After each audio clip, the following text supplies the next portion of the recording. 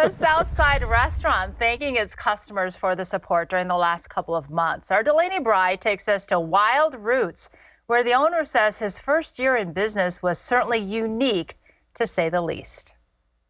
On the corner of 68th and Beecher, Wild Roots made a name for itself over the past year. After my first year, we were actually having a very good trend, a positive trend. Celebrating that one-year milestone in March, owner Thi Cao couldn't believe what came next. The next week, we had to close. It was a shocker. It was upsetting. Disappointment was quickly met with relief as the community came out to support his business. We're all in this together, and we're all very supportive. And people have came out to the restaurant saying, we want to support you, we want to buy gift certificates, so on and so forth. So we've been very lucky in that respect. Switching to carry out over March, April, and May, Wild Roots still got meals out the door.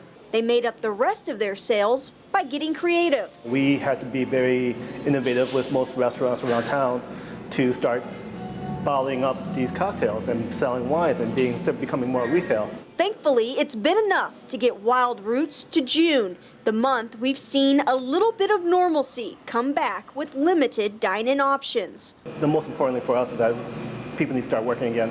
And we're open. We want to start working again. We want to bring back the service. We want to bring back the restaurant, but also not to really take away from what's going on in this country. And by that, Thi simply means providing people comfort by serving food only he can describe. I am a Vietnamese person who grew up in America, who studied classical French cuisine, who my first chef gig was at an Italian restaurant, studied abroad in Spain.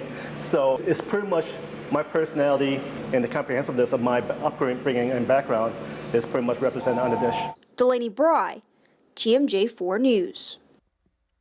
Boy, what a wonderful story. Well, there are hundreds of local businesses that have adjusted the way they serve you to keep you safe, and they could certainly use your support. You can always head to tmj4.com/open for a full list of businesses.